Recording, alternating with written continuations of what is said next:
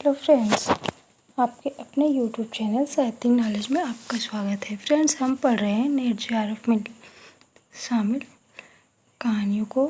आज हम पढ़ रहे हैं राजा निर्बसिया, जो कि कमलेश्वर प्रसाद सक्सेना की कहानी है। इसका प्रथम भाग हमने देख चुके हैं, आज दूसरा भाग देखते हैं।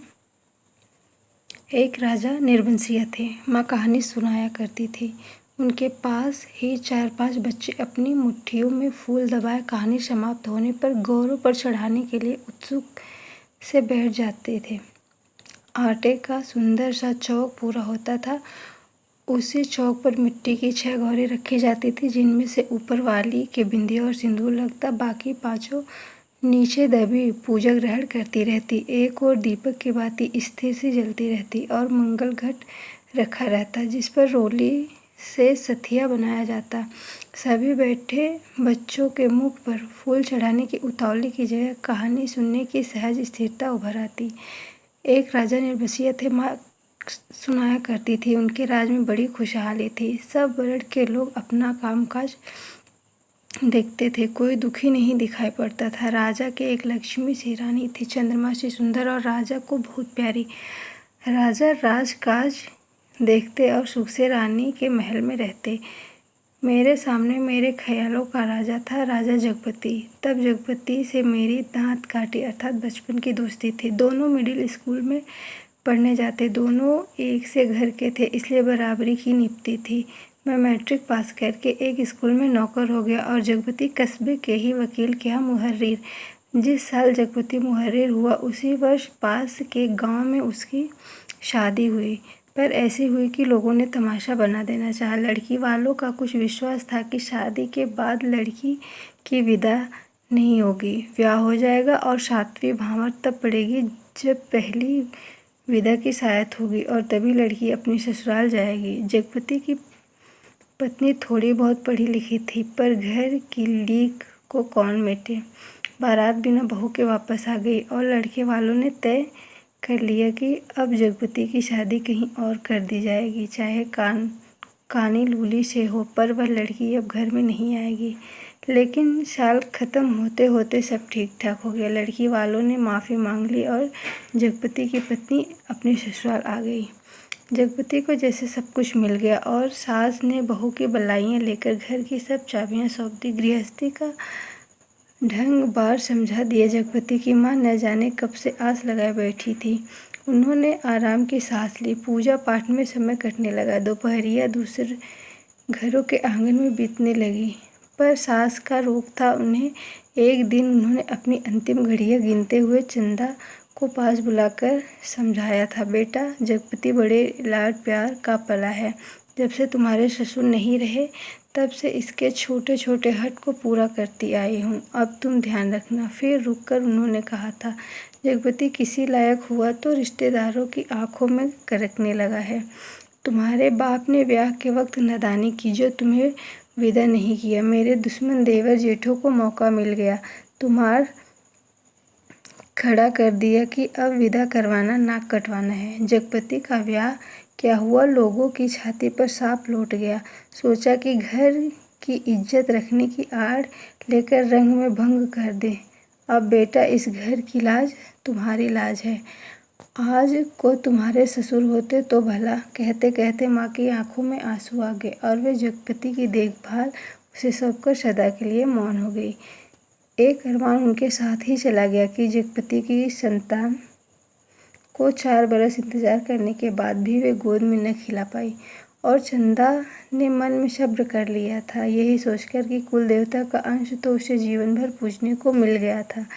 घर में चारों तरफ जैसे उदारता बिखरी रहती, अपनापा बरसता रहता। उसे लगता जैसे घर की अंधेरी एकांत कोठरियों में यह शांत शीतलता है जो उसे भरमा लेती है। घर की सब कुंडियों की खनक उसके कानों में बस गई थी, हर दरवाजे की चरमराहट पहचान बन गई थी। एक रोज राजा आखेट को गए, माँ सुनाती थी। राजा आखेट को जाते थे तो 7वें रोज जरूर महल में लौट आते थे, पर उस दफ़ा जब गए तो 7वां दिन निकल गया, पर राजा नहीं लौटे। रानी को बड़ी चिंता हुई। रानी एक मंत्री को साथ लेकर खोज भी निकली और इसी बीच जगपति को रिश्तेदारी की एक शादी में जाना पड़ा। उसके दूर रिश्ते के भाई दयाराम की शादी थी।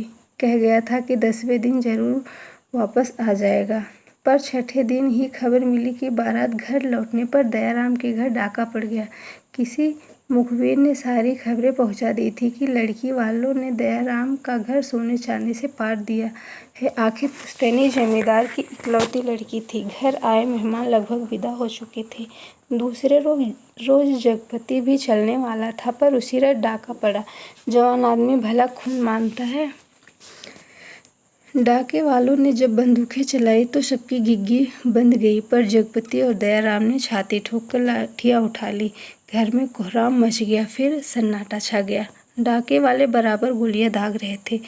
बाहर का दरवाजा टूट चुका था, पर जगपति ने हिम्मत बढ़ाते हुए हाँक लगाई, ये हवाई बंदूकें इन तेल पिलाई लाठियों का मुकाबला नहीं कर पाएंगी जवानों। पर दरवाजे तर टूटते रहे और अंत में एक गोली जगपति की जांघ को पार करती हुई निकल गई। दूसरी उसकी जांघ के ऊपर कूल्हे में समा कर रह गई। चंदा रोती, कलपती और मनौतियां मानती जब वहां पहुंची तो जगपति अस्पताल में था। दयाराम के थोड़ी चोट आई थी, उसे अस्पताल से छुट्टी मिल गई थी। जगपति की देखभाल के लिए वह अस्पताल में मरीजों के रिश्तेदारों के लिए जो कोठरियां बनी थी उन्हीं में चंदा को रुकना पड़ा। कस्बे के अस्पताल से दयाराम का गांव 4 कोस पड़ता था। दूसरे तीसरे वहां से आदमी आते जाते रहते थे। जिस सामान की जरूरत होती पहुंचा जाते, पर धीरे धीरे उन लोगों ने भी खबर लेना छोड़ दिया। एक दिन में ठीक होने वाला घाव तो था नहीं। जांघ की हड्डी चिटक गई थी और कूल्हे में ऑपरेशन से 6 इंच गहरा घाव था। कस्बे का अस्पताल था। कंपाउंडर ही मरीजों की देखभाल करते थे। बड़ा डॉक्टर तो नाम के लिए था या कस्बे के बड़े आदमियों के लिए।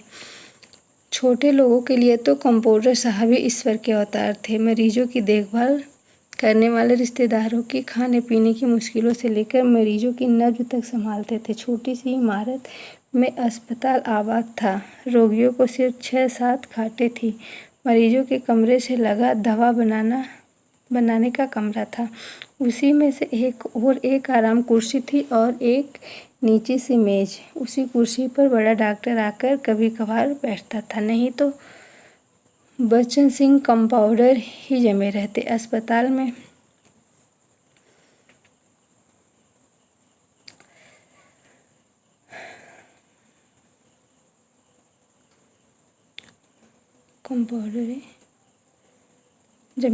अस्पताल में या तो फौजदारी के शहीद आते या गिरा के हाथ पैर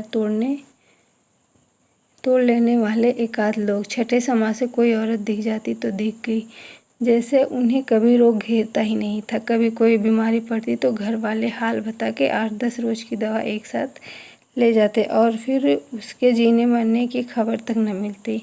उस दिन बच्चन सिंह जगपति के घाव की पट्टी बदलने आया। उसके आने में और पट्टी खोलने में कुछ ऐसी लापरवाही थी जैसे गलत बधी पगड़ी को ठीक से बांधने के लिए खोल रहा हो। चंदा उसकी कुर्सी के पास ही सांस रोके खड़ी थी। वह और रोगियों से बात करता जा रहा था। इधर मिनट भर को देखता, फिर जैसे अभ्यस्त से उसके हाथ अपना काम करने लगते। पट्टी एक जगह खून से चिपक गई थी। जगपति बुरी तरह करा उठा। चंदा के मुंह से चीख निकल गई। बच्चन सिंह ने सतर्क होकर देखा तो चंदा मुख में धोती का पल्ला खोसे अपनी भयातुर आवाज दबाने की चेष्टा कर रही थी। जगपति एक बारगी मछली सा तड़प कर रह गया। बच्चन सिंह की उंगलियां थोड़ी सी थरथराई कि उसकी बांह पर टप से चंदा का आंसू छू पड़ा। बच्चन सिंह सिहर सा गया और उसके हाथों की अभ्यस्त निठुराई को जैसे किसी मानवीय कोमलता ने धीरे से छू दिया। ओहो, कराहो, दर्द भरी चीखों और चटकते शरीर के जिस वातावरण में रहते हुए भी वह बिल्कुल अलग रहता था। फोड़ों को पके आम सा दबा देता था, खाल को आलू की तरह छील देता था। उसके मन से जिस दर्द का एहसास उठ गया था वह उसे आज फिर हुआ और वह बच्चे की तरह फूंक फूंक कर पट्टी को नम करके खोलने लगा। चंदा की ओर धीरे से निगाह उठाकर देखते हुए फुसफुसाया, चाचा, रोगी की हिम्मत टूट जाती है ऐसे। पर जैसे कहते कहते उसका मन खुद अपनी बात से उचट गया। यह बेपरवाही तो चीख और कराहो की एक रास्ता से उसे मिली थी। रोगी की हिम्मत बढ़ाने की कर्तव्य निष्ठा से नहीं। जब तक वह घाव की मरहम पट्टी करता रहा तब तक किन्हीं दो आंखों की करुणा उसे घेरे रही और हाथ धोते समय वह चंदा की उन चूड़ियों से भरी कलाइयों को बेझिझक देखता रहा जो अपनी खुशी उससे मांग रही थी। चंदा पानी डालती जा रही थी और बच्चन सिंह हाथ धोते धोते उसकी कलाइयों, हथेलियों और पैरों को देखता जा रहा था। दवा खाने की ओर जाते हुए उसने चंदा को हाथ के इशारे से बुलाकर कहा, दिल छोटा मत करना, जांघ का घाव है, 10 रोज में भर जाएगा। कूल्हे का घाव कुछ दिन जरूर लेगा। अच्छी से अच्छी दवाई दूंगा। दवाइयाँ तो ऐसी हैं कि मुर्दे को चंगा कर दे, पर हमारे अस्पताल में नहीं आती। फिर भी तो किसी दूसरे अस्पताल से नहीं आ सकती वो दवाइयाँ? चंदा ने पूछा। आ तो सकती हैं, पर मरीज को अपना पैसा खर्चा करना पड़ता है उसमें, बच्चन सिंह ने कहा। चंदा चुप रह गई तो बच्चन सिंह के मुंह से अनायास ही निकल पड़ा, किसी चीज़ की ज़रूरत हो तो मुझे बताना। रही दवाइयाँ, सो कहीं न कहीं से इंतज़ाम करके ला दूंगा। महकमे से मंगाएंगे तो आते महीनों लग जाएंगे। शहर के डॉक्टर से मंगवा लूँगा। ताकत की दवाइयों की बड़ी ज़रूरत है उन्हें। अच्छा, देखा जाएगा। कहते कहते वह रुक गया।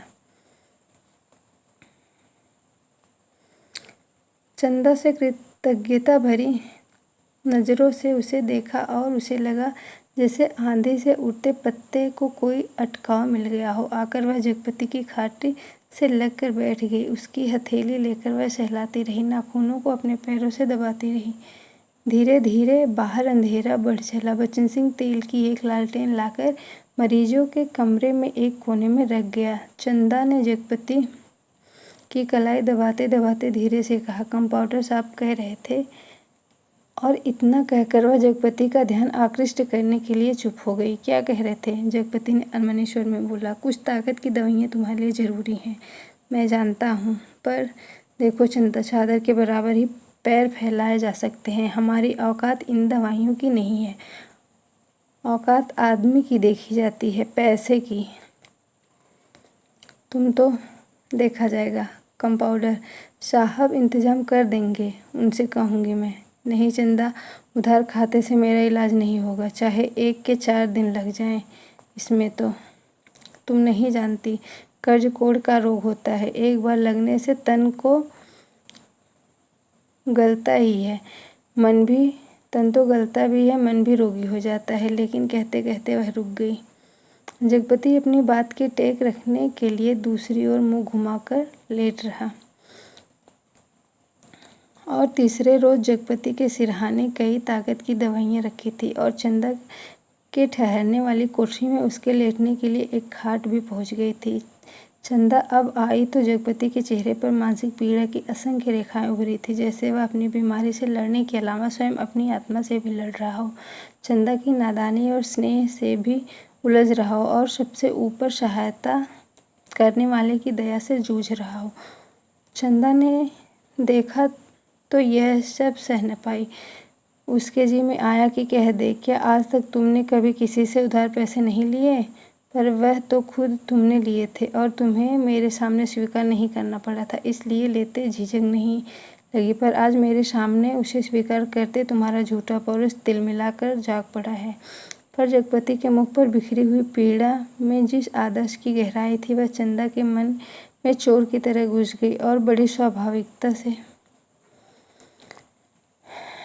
उसने माथे पर हाथ फेरते हुए कहा, ये दवाइयाँ किसी की मेहरबानी नहीं है, मैंने हाथ का कड़ा बेचने को दिया था, उसी में आई हैं। फ्रेंड्स, इस भाग में इतनी ही कहानी, बाकी की कहानी अगले भाग में।